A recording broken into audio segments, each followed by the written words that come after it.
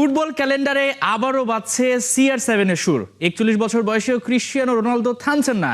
বিশ্বকাপের জন্য coach Roberto Martinez ঘোষণা করেছেন 27 সদস্যের দল, আর সেখানেই দলে জায়গা পেয়ে রোনালদো এখন রেকর্ড ষষ্ঠ বিশ্বকাপ খেলার অপেক্ষায়। তবে এই স্কোয়াড শুধু 27 জনের নয়, মার্তিনেজের ভাষায় এটি 27+1। সেই আবেগের নাম দিয়াগো জোটা।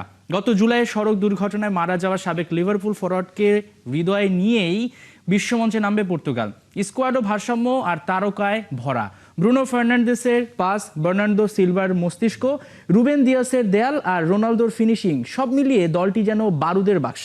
পিএসজির Vitinha, Joao Neves, Nuno Mendes ও গনজালো রামোস চ্যাম্পিয়ন্স লিগ ফাইনালের পর যোগ দেবেন বিশ্বকাপ মিশনে। বিশ্বকাপের আগে চিলি ও নাইজেরিয়ার বিপক্ষে প্রস্তুতি ম্যাচ খেলবে পর্তুগাল। 17 জুন হিউস্টনে ডিআর কঙ্গোর বিপক্ষে শুরু হবে তাদের অভিযান। এরপর উজবেকিস্তান, তারপর মায়ামিতে কলম্বিয়া।